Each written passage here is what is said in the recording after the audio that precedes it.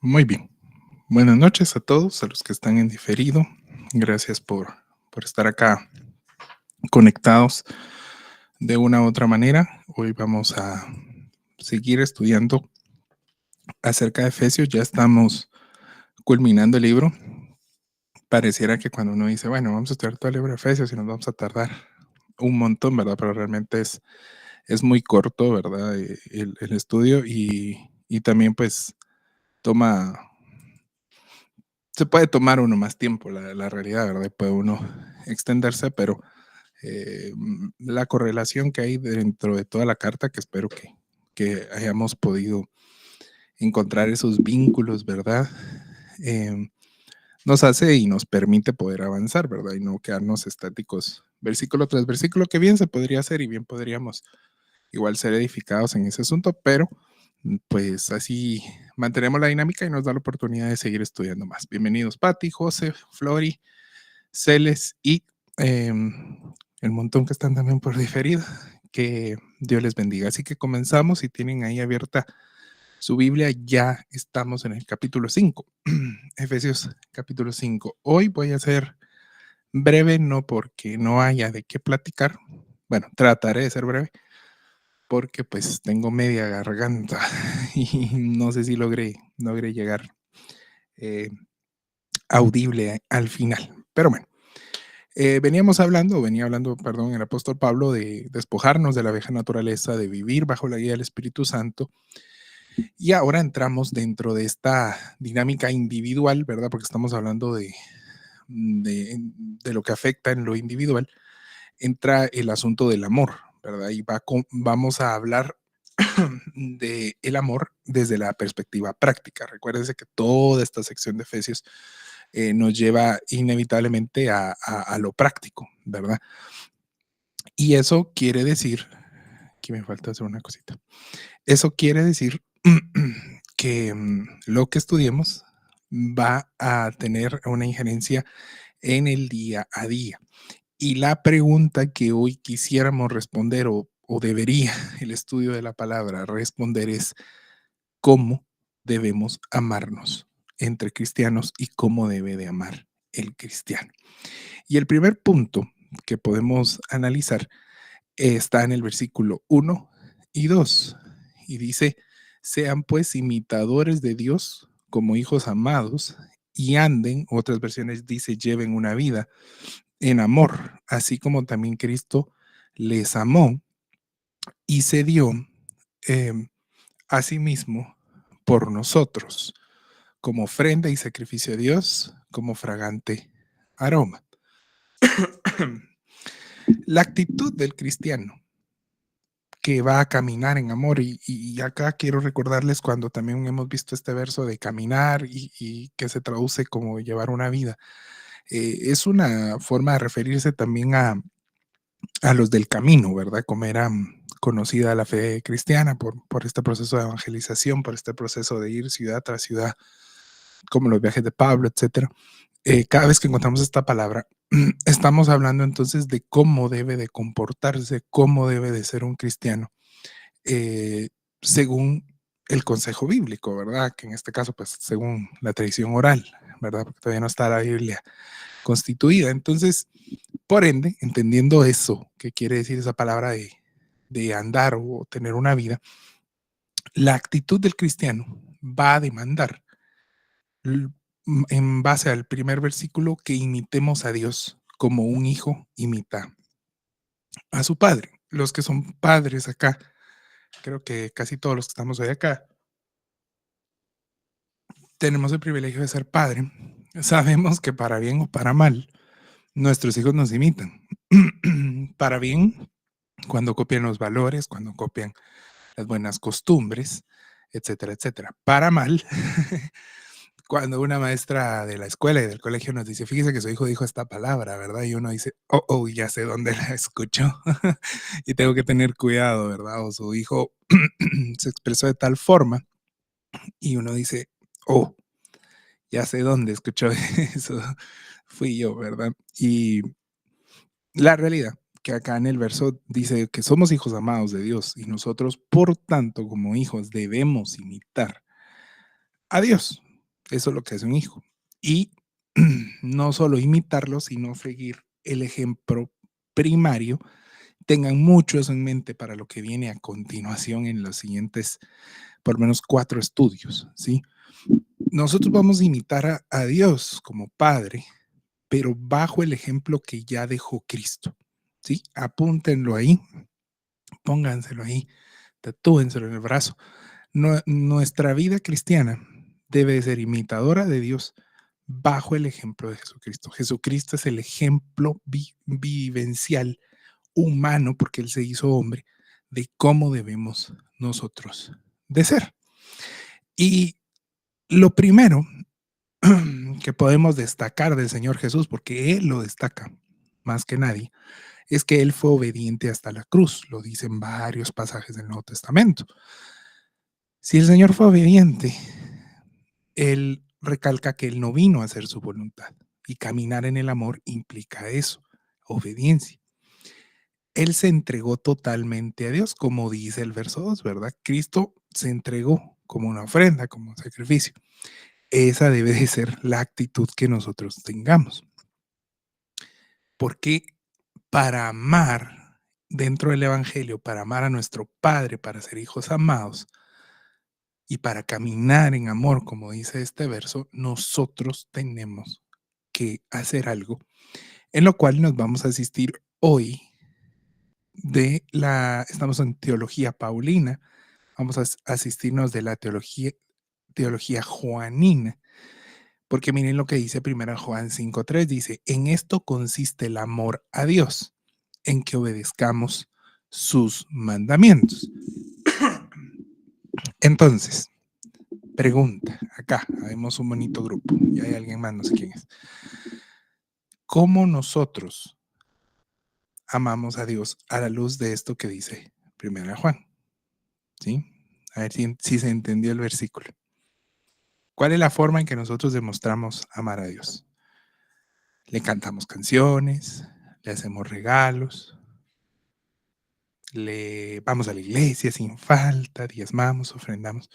¿Cuál es la forma correcta de demostrar que amamos a Dios? ¿Sí? La palabra dice que el que ama a Dios le obedece.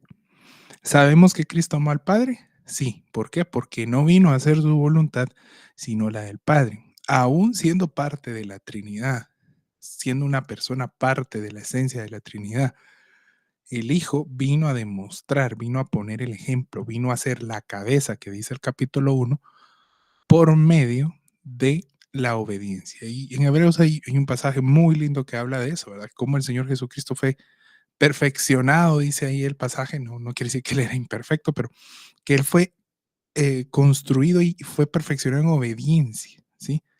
¿Por qué? Porque el amor a Dios no se demuestra como creen algunos sirviendo, ni ayudando a la gente, ni teniendo beneficencia, ni regalando dinero, ni nada. El verdadero amor a Dios se demuestra bajo la obediencia a Dios. No hay otra forma, no hay otros medios. La única manera que nosotros demostramos el amor que tenemos a Dios es a través de la obediencia, ¿verdad? Y eso quiere decir que aquel que ama a Dios sabrá amar y vivir en amor. Les dejo de tarea, si pueden, que se lean toda la carta de 1 Juan, es chiquita, son 5 capítulos bien pequeños, pero vean cómo el tema del amor, y obviamente lo fui a llamar en este punto y en otro punto también lo vamos a ver, por la razón de que en la teología de Juan, esto es un concepto que, que se profundiza. También en el Evangelio de Juan se ve eso, pero es un tema que se profundiza. Y no nos vamos a quedar solo con Pablo, ¿verdad? Porque estamos con toda la palabra en un estudio bíblico.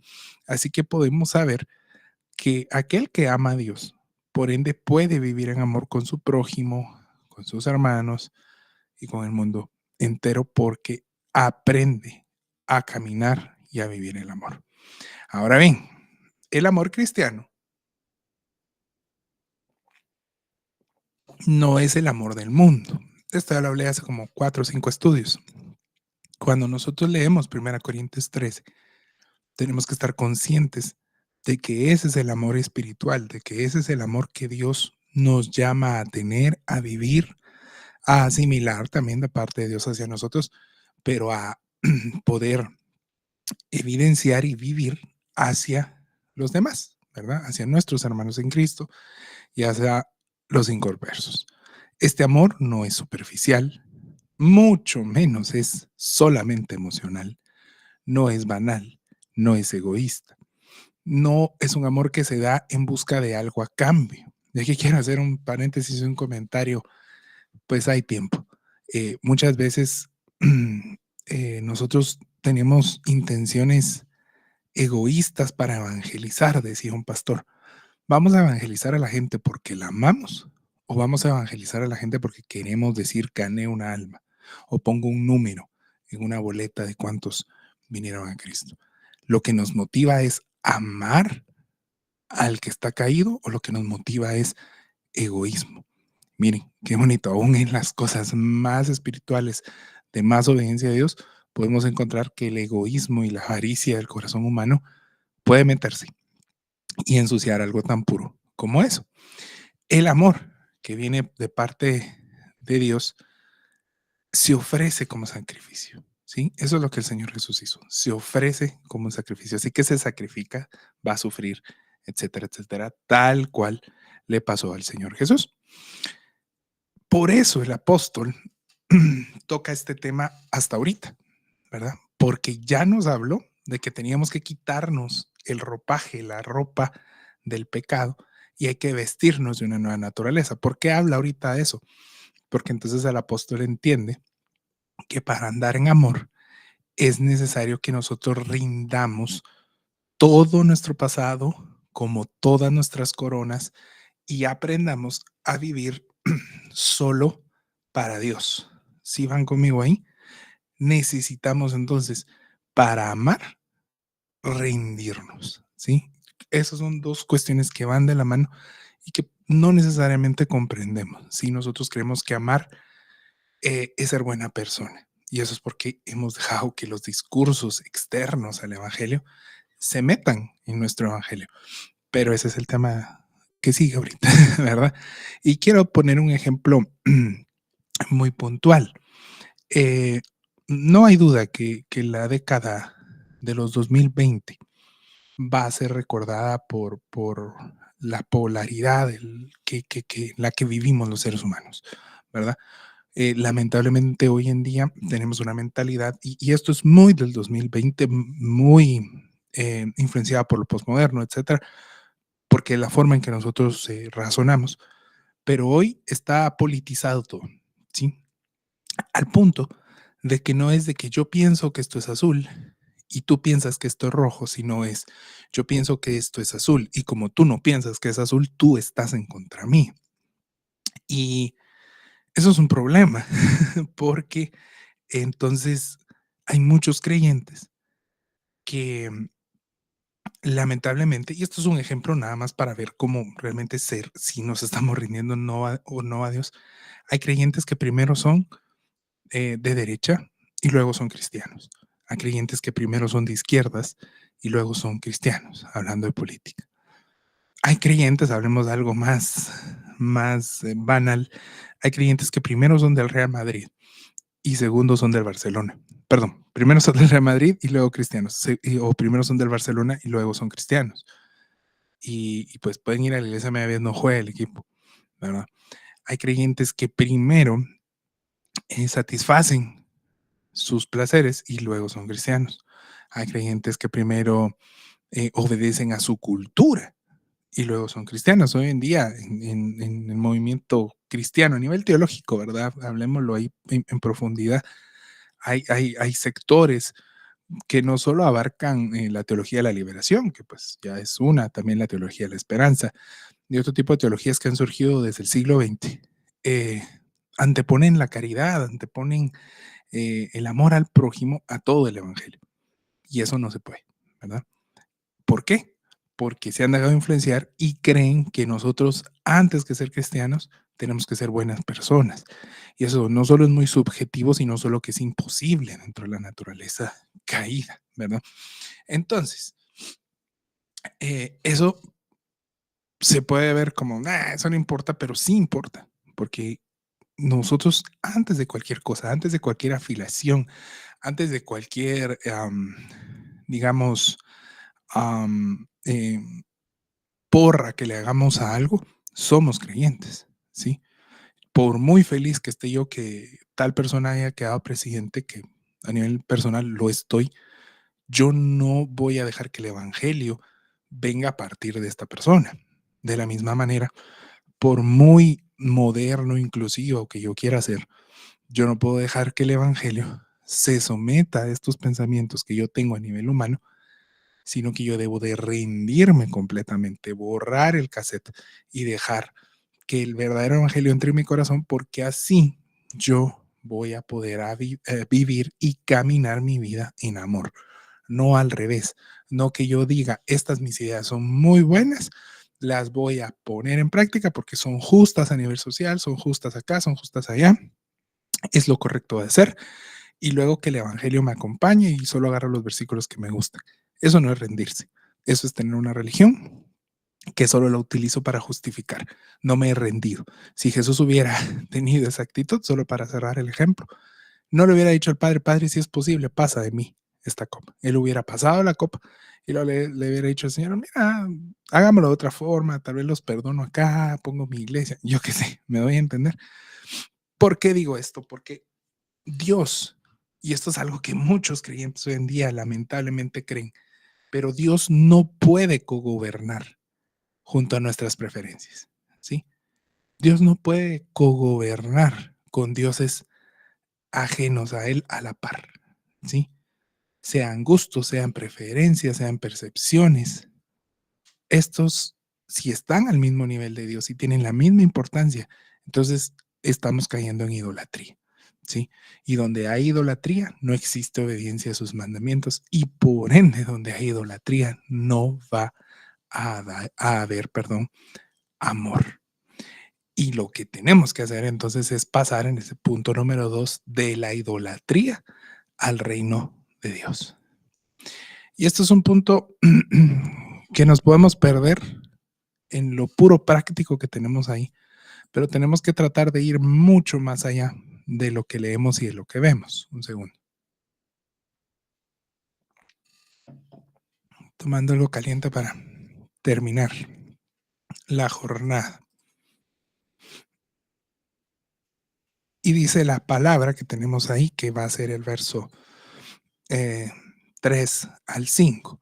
Entre ustedes ni siquiera debe mencionarse la inmoralidad sexual, ni ninguna clase de impureza o de avaricia, porque eso no es propio del pueblo santo de Dios.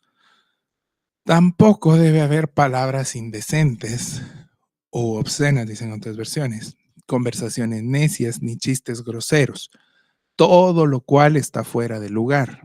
Haya más bien acción de gracias, porque pueden estar seguros de que nadie que sea inmoral o impuro o avaro, es decir, idólatra, tendrá herencia en el reino de Cristo y de Dios. Algunas traducciones antiguas dicen en el reino de Cristo, que es Dios. Solo dato ahí importante. Entonces, ¿cuál es el problema acá? Que los dioses del mundo, los dioses que están acorde al ropaje de la vieja naturaleza, que existen, ¿verdad? Y con dioses no me refiero a que haya un dios que se le adora como a Mashimón o como a la Afrodita que tenemos acá en la diapositiva. Me refiero al pensamiento del mundo, a los pecados, a los demonios que están detrás de estas maneras de pensar. Entre los dioses está el de la inmoralidad sexual, ¿verdad? Que tiene un ejército de demonios a su disposición que no van a escatimar esfuerzos para destruirnos. Y no hay duda, si usted es padre de familia o si alguno de ustedes pues simplemente son hombres y tienen redes sociales o sus hijos tienen redes sociales, pueden saber que la inmoralidad sexual está a la orden del día. Ayer mismo en los Grammys sucedieron varias cosas en oda a la inmoralidad sexual. No nos sorprende viniendo de Hollywood, pero lo que nosotros tenemos que saber es que está a la orden del día. Y el mundo está rindiéndole adoración o idolatría a la inmoralidad sexual.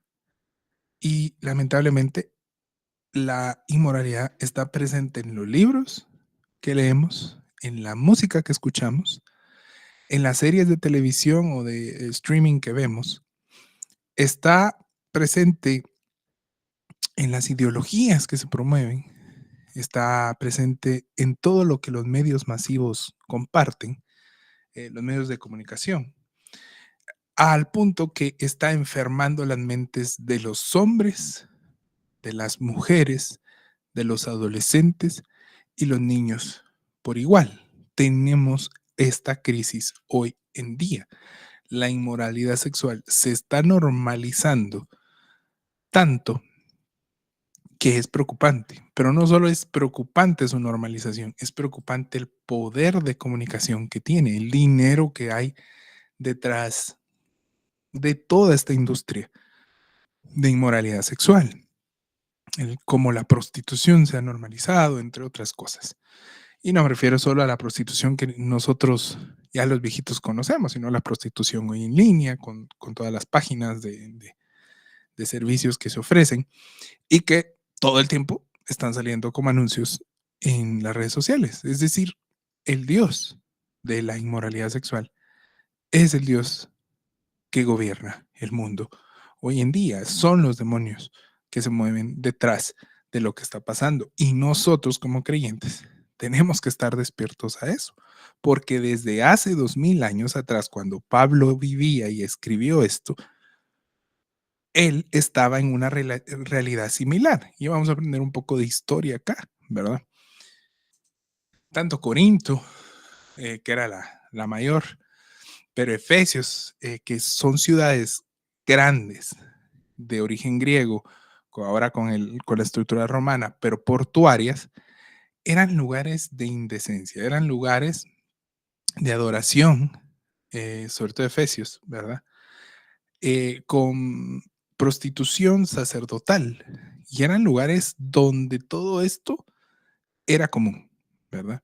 Todas estas cuestiones, insinuaciones sexuales, toda inmoralidad sexual, esto era el común del día, ¿verdad?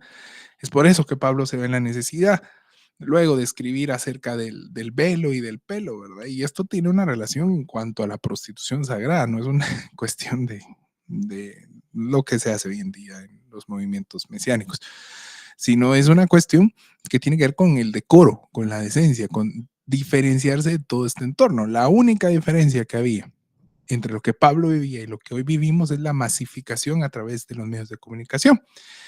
Pero él nos está dando un consejo que sigue siendo vivo. ¿Y por qué no lo da y sigue siendo vivo? Porque es inspirado por el Espíritu Santo, ¿sí? Él lo que aconseja es que esta inmoralidad debe de ser eliminada aún de nuestras conversaciones, evitando así toda insinuación sexual, chistes y todo aquello que esté fuera de lugar, ¿sí?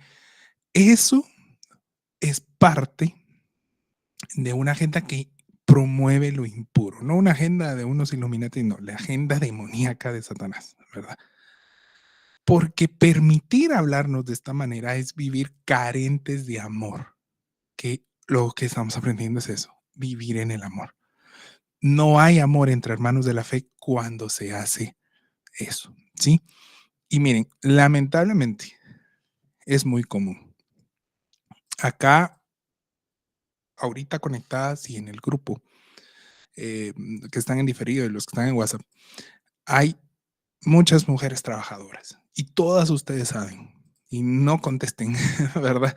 Pero ustedes saben que en sus lugares de trabajo han tenido experiencias de bromas, de insinuaciones sexuales, ¿sí?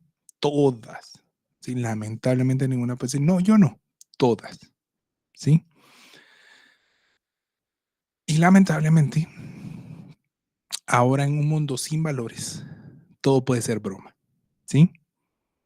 Y los casados dentro de la iglesia pueden pasar de, ay, hermana, usted tan bonita, eh, y luego hacer un comentario, ay, mi querida hermana, y su esposo sí la cuida, ¿verdad? Ese tipo de insinuaciones pasan en la iglesia, pasan entre hermanos.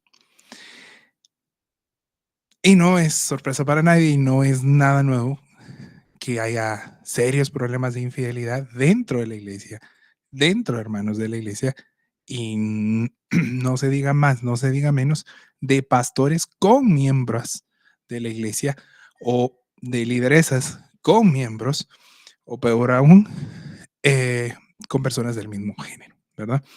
Hay este tipo de problemas dentro de la inmoralidad sexual y todo esto no es una cultura de amor. Y por eso Pablo lo dice, mire, ni de broma, ¿sí? No hagan chiste de eso, ¿sí? No se rían de las infidelidades, no hagan esto y esto porque pasa. Al contrario, dice, debemos procurar las conversaciones en santidad y alabanza de Dios. Acción de gracias, dice, pero nosotros, dentro del cuerpo, perdón, de Cristo, debemos cuidarnos, eso es amarnos, ¿sí? Los casados tenemos que tener cuidado con los solteros, lo que hablamos enfrente de ellos. Los adultos debemos de proteger a los adolescentes, no hablar cosas que no sean indecentes. Yo lamentablemente en la iglesia me he topado con hermanos que comentan acerca del físico de una persona, como que estuvieran en la calle, como que fueran unos tales por cual. Y esas no son conversaciones que estén influenciadas por el amor, están influenciadas por la idolatría a la inmoralidad sexual. Y no digamos, y no por nada, mucho menos, cuidar a los niños de un acercamiento sexual inapropiado, ¿verdad? Como algunos legisladores quieren hacer, ¿verdad? Eh, y así que por el contrario, debemos promover entre las comunidades de fe que están acá representadas conversaciones que edifiquen, inclusive ese es en el aspecto sexual, pero asuntos que edifiquen, no que traigan semillas de pecado hacia los demás hermanos, ¿verdad? Porque así vamos a amarnos en verdad, en amistades que construyan el reino y no que nos alejen de él. Y acá en el PDF van a ver que dice que es un ejemplo. Yo tuve un mi amigo en una de las iglesias donde mi papá pastoreó, eh, muy mi amigo, muy mi amigo. Todos decían, ellos son mejores amigos. Pero yo tuve que cortar mi amistad con esta persona porque todo lo que esta persona hablaba, todo, miren, todo absolutamente llegaba a lo sexual, todo. Habían canciones que él le cambiaba las letras y decía un tipo de obscenidades que yo dije, wow, este cuate en qué está, ¿verdad? O a veces tenía pláticas, vos fíjate que mi hermano hizo esto y papá, no voy a dar detalles. Y yo decía, este es mi hermano en Cristo. Con él sirvo en el ministerio donde estoy sirviendo. Y tiene ese tipo de conversaciones. Al día en el que estamos, eh, la familia de este mi amigo no me perdona que de un día a otro yo le dejé hablar. Pero yo tuve que tomar una decisión porque el Señor me lo dijo específicamente y claramente a través de una hermana que me dio una palabra, ¿verdad? Para los que son pentes acá. Y me dijo, está esta relación que quiero que cambies, ¿verdad? Era una persona que no nos conocía ni nada, solo me dijo, hay una relación de amistad que tú tienes que necesito que cambies. Y, y la cambié porque realmente me estaba pervirtiendo la cabeza ese tipo de conversaciones. Y esto fue en la iglesia hace 20 años. Hoy con todo lo que hay, con tan fácil que es hablar de no sexualidad, no digamos eso, de inmoralidad sexual, ¿verdad? Porque no es lo mismo hablar de sexualidad que hablar de inmoralidad sexual, como se hace hoy en día en todos los medios que di. Debemos de procurar que dentro de los creyentes nos amemos un poquito más, sobre todo entre mujeres y entre hombres, y no promovamos este lenguaje que no tiene nada que ver con el amor. Esto es lo que Pablo está diciendo, sino que realmente lo que hace es rendir culto al Dios de la inmoralidad sexual que nos está destruyendo. Y el otro Dios que se menciona acá es la avaricia, ¿verdad? Que en conjunto o en la cuestión del griego que está ahí, dicen los expertos en griego, que yo no lo soy, que esta avaricia está ligada al asunto de la inmoralidad sexual. Por tanto, debe traducirse como codiciar sexualmente a alguien más, ¿sí? Y digo acá, y ahí en el PDF lo van a ver subrayado, bienvenido Jonathan, eh, ¿cuántos problemas de codicia del esposo o la esposa de un hermano no hemos tenido en la iglesia? ¿Sí? ¿Le suena o no le suena? Yo hoy no espero participación porque estoy tocando un tema que eso no se habla, hermano, ¿verdad? Y no tengan pena, no tengan pena. Yo sé que iba a hablar hoy, yo le pedí mucha sabiduría al Señor porque, ay, se movió la cámara, porque es un tema tabú, dirían la serie de televisión. Es un tema complejo, pero ¿cuántos problemas de el diácono codició a la hermana del tecladista, el pastor codició a la esposa del diácono, la esposa del bajista codició al tesorero? ¿Cuántos problemas de eso no tenemos en la iglesia? Y no hemos tenido por años. No, que el pastor con su secretaria, que el supervisor, que el apóstol, que no sé quién con su asistente, que el músico. Avaricia, entonces, es buscar la satisfacción individual sin importar el costo. ¿Qué es la avaricia? Buscar la satisfacción individual sin importar el costo. Eso es ser avaro. Estos pecados de codicia, yo uso una expresión anglosajona que es trigger, ¿verdad? Trigger, se potencializan, creo que se traduce, con las conversaciones inadecuadas. Se potencializan, se avivan con insinuaciones y con chistes inocentes que solo promueven lo que la naturaleza pecaminosa está anhelando, que es inmoralidad, que es codicia. Nuestro deber como hermanos en la fe es amarnos genuinamente para cuidarnos de estos problemas que van a suceder aún dentro de la iglesia más santa que existe. Porque casi todas las iglesias, cuando tienen un issue, un problema de que se habla así, de eso no se habla, tiene que ver con la inmoralidad sexual. ¿Por qué creen que es? Desde los tiempos de Gigi Ávila, desde los tiempos de, ay, ni quiero dar nombres porque creo que todos tuvieron problemas de falda, pero desde los evangelizadores, desde los predicadores, hasta Tomás de Aquino, hasta Agustín Hipona, había líos de faldas, ¿sí? Siempre hubo líos de faldas. Esto es un problema que surge por la falta de amor. Y esa es la advertencia del apóstol, ¿sí? Cuando se obra en amor, surgen frutos de santidad, pero si se le da rienda suelta a la codicia, surge un veneno que infecta a toda la iglesia, que es el veneno de la permisividad hacia el pecado. Es un veneno. Y esta permisividad se puede ver en un falso amor y en un falso evangelio, que es común en nuestros días, ¿sí? Dice el pasaje, permítanme, ¿qué pasó aquí? ¿Verdad? Se les fue la regreso. Ahí estamos.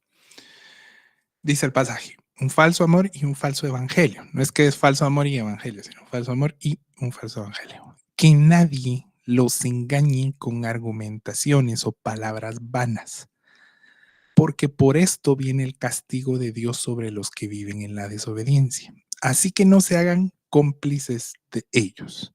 NBI. En la NTV dice de la siguiente manera, no se dejen engañar por los que tratan de justificar esos pecados. ¿Qué pecados los que hablamos? Porque el enojo de Dios caerá sobre todos los que desobedecen. No participen. La Reina Valera contemporánea dice, no se junten en las cosas que hace esa gente. Perdonen mi enfermedad. Los que ya tienen tiempo, creo que hay un par acá. Sí, hay un buen grupito acá. Los que ya tienen tiempo. ¿Recuerdan ustedes cuál era la característica más común de los falsos maestros que aprendimos en Judas? Jesucristo. ¿Se recuerdan? ¿Sí? ¿No? No me acuerdo, profe. Perdí el examen, estoy en retrancas. Bueno, el mayor problema, el asunto más común dentro de los falsos maestros que estaban dentro de la iglesia primitiva era la permisividad en cuanto a la inmoralidad sexual. ¿Sí? Si ustedes no lo han leído, tarea número 2, primera tarea leer 1 Juan, segunda tarea leer Judas. Es un gran libro de 24 versículos. Judas hace menciones de los ángeles, cómo cayeron sexualmente, de Sodoma y Gomorra. Y la realidad es que sigue igual, ¿verdad? Seguimos igual. El gran problema dentro de la iglesia y cómo podemos darnos cuenta de un falso maestro, de un falso profeta, de un falso apóstol, de un falso pastora, de un falso lo que sea, es porque siempre va a salir a luz que tienen problemas en lo sexual, ¿sí? Las falsas enseñanzas en la iglesia primitiva estaban, digamos, en el primer siglo, ¿verdad? Ya lo vimos, pero vamos a repaso.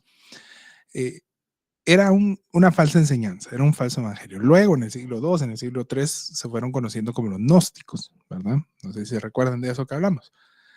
Los gnósticos tomaron preceptos filosóficos griegos o helénicos para justificar el pecado, ya que ellos promovían la visión helénica que decía que, bueno, una de las visiones helénicas, ¿verdad? Porque habían varias corrientes, promovían que la carne es mala, la materia es mala, pero solo lo espiritual puede ser bueno y solo lo espiritual importa.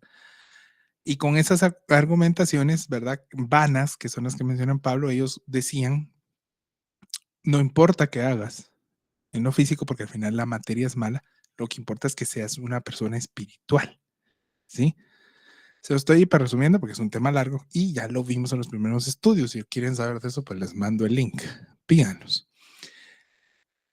Y eso pasaba en el tiempo de Pablo y sigue pasando hoy, ¿sí? Aunque no nos guste, aunque no digamos a mí. Pasa bajo de agua, porque nunca nos enteramos, pero pasa matrimonios que son predicadores y todas estas cuestiones que tienen una relación abierta, ¿verdad? ¿Qué es una relación abierta, Pastor Nolito? Que tienen otras parejas aparte de la oficial, pero están bien ellos con eso. No es infidelidad, entre comillas, ¿verdad? Para ellos no es infidelidad. Y pues todo el amante está escondido ahí bajo la mesa, le pasa a los papas, les pasó a predicadores reformados, les pasó a fulanito, menganito, y si ustedes estudian la historia de la iglesia, dicen, tal, tenía su esposa y tenía su amante, ¿verdad? Y lamentablemente pasa, pero sigue pasando hoy. Le pasa a Yesenia, le pasa al GM de Miami, le pasó a Hilson, ¿verdad? Les invito a ver la serie acerca de Hilson, no para el chisme, sino para informarse de que estas cosas pasan. Y otros tantos que podemos hablar, ¿verdad? En Guatemala hay varios casos, en las megas iglesias, etcétera. Pero si esto está pasando, tenemos que recordar que el problema de estos es que son personas que, aunque están dentro de la iglesia, y sí pueden hasta ser maestros, no son creyentes verdaderos. Manolo, ¿cómo te atreves a tocar el ungido? Bueno, porque en el falso amor y en el falso evangelio, dice Judas, versículo 4, porque solo tiene un capítulo. El problema es que se han infiltrado entre ustedes ciertos individuos que desde hace mucho tiempo han estado señalados para condenación. Son impíos que cambian el libertinaje que cambian en libertinaje la gracia de nuestro Dios y niegan a Jesucristo, nuestro único soberano y Señor Jesús. Por tanto, andar en amor no es sinónimo de permisividad, como un falso evangelio se predica hoy en día, ¿verdad? Culturalmente, estamos en tiempos de subjetividad. Hoy todo es subjetivo, nada es absoluto. Debemos de saberlo porque a nivel filosófico tenemos la responsabilidad como creyentes de entender cómo piensa nuestro mundo, ¿sí? Y este pensamiento subjetivo, progresista, posmoderno, como que quieran decir, le ha movido el tapete a la iglesia. La iglesia se quedó como, wow, ¿qué pasó? ¿Verdad? Y esto ha creado intentos humanos por adaptar el evangelio. ¿Cómo detesto esa palabra? Y en mi iglesia lo dicen un montón. Tenemos que adaptar la evangelización, tenemos que adaptar. Y yo digo, ¿qué? ¿Verdad? A la cultura tenemos que adaptar. No, sí, el evangelio es su propia cultura, el evangelio es su propia verdad. Es exclusivista. El evangelio no es inclusivo, es exclusivista. El evangelio dice, ok, tú te condenas o tú te salvas. No es que puedes vivir a medias, no puede ser una fuente de agua dulce y una agua salada. Intrínsecamente y por naturaleza el evangelio es exclusivista. Así que, perdonen las interrupciones, pero ya no aguanto. Así que los cristianos y el evangelio moderno intenta adaptar el evangelio para encajar en los oídos de su cultura. No sé si ustedes vieron a una obispo, entre comillas, que dio una lectura y una lecture también en inglés, que no es lo mismo, cuando fue la toma del presidente de los Estados Unidos. Y ella le rogó por misericordia, ¿verdad? Hacia, hacia las minorías y hacia los niños trans y hacia ciertas cosas, ¿verdad? Eh, y bien, obviamente ustedes saben, y si han visto mis redes, saben cuáles son mis posiciones políticas, pero no se trata de eso, sino que se trata de que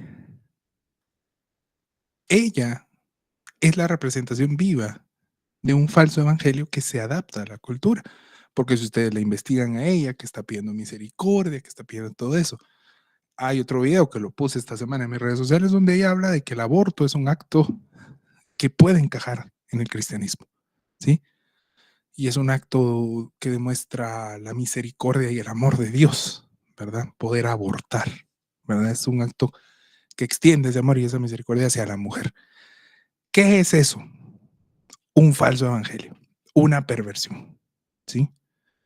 Por mucho que tenga 20 títulos, 20 nombramientos, etcétera, etcétera, son falsos evangelios que surgen por muchos motivos, ¿sí? Y surgen desde muchas perspectivas. Hoy en día hay un falso evangelio que surge desde el legalismo, ¿verdad? Por lo irracional que es a veces el legalismo, pero también surge por la incoherencia bíblica, ¿verdad? Porque, digamos, no podemos negar que a veces la religión organizada como la protestante a veces motiva que estas cosas pasen porque somos extremadamente legalistas con cosas que no están en la Biblia, ¿sí? Predicamos en contra de cosas, decimos tatuarse es malo, tomar es malo, vestirse de esta forma es malo, bailar es malo, etcétera. Todas esas cosas decimos que es malo cuando no tenemos una coherencia bíblica que lo avale, ¿sí? A Dios, es más, a Dios no le importa, ¿verdad? Ese tipo de cosas. Y por ese vacío que creamos nosotros mismos, por nuestro legalismo, por nuestra falta de amor, ¿verdad? Hay que decirlo bien. Han surgido estos falsos evangelios que, viendo esa nuestra debilidad que tenemos, vienen y dan vía libre al pecado. Y eso tampoco es coherente, ¿verdad? Es un falso evangelio, es un falso amor el que se está predicando. Porque viviendo en el amor de Dios, no podemos obviar que este estilo de vida, lamentablemente, lleva a la ira y al castigo de Dios, que es lo que dice, bueno, a ver si puedo regresar, porque soy mero pato con esto. Permítanme, regresé demasiado. Es lo que dice el pasaje, ¿sí? los que viven esto van a ser castigados. Los que viven y están dentro de eso van a recibir el enojo, la ira de Dios, dice la Valera 60, si no estoy mal. ¿Sí? Es decir, si nosotros queremos predicar y ser parte de un falso amor, un falso evangelio, eh, lo único que vamos a lograr es convertirnos en cómplices, como dice el pasaje, o partícipes del actuar del mundo. Esto no necesariamente implica cometer el pecado, ¿verdad? De, de odiarlos, porque no se trata de odiar al pecador, pero sí implica no cometer el error que hacen estos falsos evangelios, que no se preguntan a la luz de la palabra qué es amar, ¿sí? Sino que dicen, la Biblia dice que hay que amar al prójimo, la Biblia dice que tenemos que amar. Entonces, vamos a amar bajo el concepto, bajo el precepto equivocado del amor, que es el que nos va a dar la mentalidad pecaminosa en toda la humanidad, ¿sí? ¿Cómo así, Nolito? No entendí eso. Es decir, si bien la Biblia nos llama a amar y a vivir en el amor, no es el amor que el mundo pregona. No es ir y abrazar a la gente en un desfile Pride, no es ir y aplaudir cuando matan a un delincuente, alegrarse, darle me gusta, darle me encanta, darle me da risa cuando están ahí el cadáver de un delincuente. Eso no es amor, ni una ni la otra cosa. Ni ser permisivo ni odiar son actitudes de amor, sino que por todo lo contrario, amar es vivir en la verdad, es entender cuál es el amor que predica nuestra fe al ejemplo de Cristo que se sacrificó por nosotros mismos. En conclusión, el mundo ama, lamentablemente, ama el pecado que practica y nosotros tenemos que entender eso. Ama su ropaje de la vieja naturaleza, ama su vestido del pecado. Un cristiano no puede estar vestido en la vieja naturaleza, ya lo explicó Pablo, y pretender, vestido de la vieja naturaleza, que conoce que es vivir en el amor de Dios. Vivir en el amor hacia nuestros hermanos es proteger nuestra fe de todo falso evangelio, de toda interpretación errada, de toda conducta y pecados que puedan alterar la unidad a la que fuimos llamados en el capítulo 4. Si ustedes recuerdan el capítulo 4 que empieza el tema de la unidad, nos llama a vivir en amor, en tolerancia, en amabilidad. Pero también acá el apóstol nos está diciendo que amar, perdón, es estorbar, es incomodar y es llamar la atención ante el pecado. ¿Sí? Pablo les está diciendo a una comunidad de fe que siendo creyentes son inmorales sexualmente, porque esa es la realidad de estos hermanos, ¿verdad? Les está diciendo, ustedes tienen que amar y para amar no debe haber entre ustedes inmoralidad, no debe haber codicia de lo que otro tiene. Por si no me había dado a entender, eso es lo que Pablo les está diciendo, ¿sí? Y claro, hay que llamar la atención del pecado y los efesios tenían problema con eso. Lean 1 Corintios 15 y lean los problemas que tenían. Los de Gálatas tenían problemas porque Pablo tuvo la necesidad de decirles estúpidos, ¿sí? Porque estaban teniendo actitudes que no son. ¿Por qué Juan en Apocalipsis nos escribe 7 cartas a las iglesias del Señor Jesús amonestándolas? Porque están teniendo actitudes que no competen al Evangelio. Porque esto ha pasado siempre y va a seguir pasando. Y la forma de amar entre nosotros es estorbando, incomodando y llamando la atención ante el pecado. Amar también es tener compasión por el prójimo, por supuesto.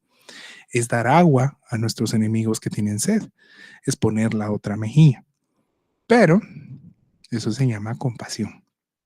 Jamás lo será predicar un evangelio a medias que no llame la atención del pecado. Aunque como a Cristo nos cueste la vida en sentido literal y figurado. ¿Qué quiero decir con esto último? Probablemente Para vivir en santidad, lo que nos haga falta es cortar una relación de amistad, cortar una relación inapropiada, un amante o algo por el estilo. Hoy vengo severo con el mensaje. Nos falte cortar una relación de consumo de redes sociales, de series, de música que escuchamos. Y para amar, tenemos que tener cuidado de que nuestro corazón no se esté llenando de eso. Si nuestro corazón sí se llena, si sí somos influenciados, si sí somos fácil de manipular a través de estos contenidos, lo más prudente, por amor, es que los abandonemos. Y en cuanto a las relaciones personales, hay varios versículos, no los quise poner en el estudio, pero pueden leer 1 Corintios 15. El apóstol les dice que con aquellos que se dicen hermanos, aquellos como esta obispo, que se dice hermana, pero tolera el pecado, vive en pecado, ni siquiera nos sentemos a comer. Y él dice, no les estoy diciendo esto para los del mundo, porque si no se tendrían que salir del mundo. Estoy hablando que aquellos que se digan hermanos, pero no aman viviendo en santidad, con ellos ni se sientan a comer, ¿verdad?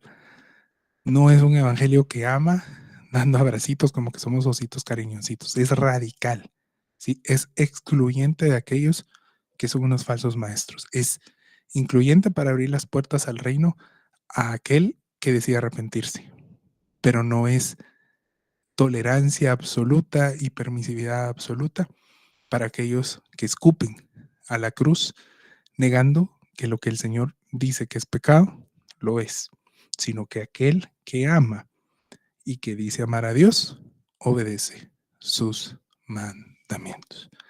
Y con esto terminamos y nos despedimos. Gracias por estar acá. Me despido de los que están en diferido y los que están acá presentes y les llamo a que tengamos nuestra última lectura en cuanto a relación individual. Y en 15 días vamos a hablar del matrimonio, vamos a hablar qué significa, de una vez se los expolio, qué significa eso de ser cabeza, ¿verdad? Que tantos dolores de cabeza Touché ha dado a la fe, ¿verdad? Y ha dado validación a muchos hermanos que interpretando mal adquieren actitudes que no corresponden al reino de Dios. Y también va a hablar un poco de la identidad como seres humanos tenemos, tanto como hombres como las mujeres tienen en el reino de los cielos. Bendiciones, Dios les guarde y gracias por estar acá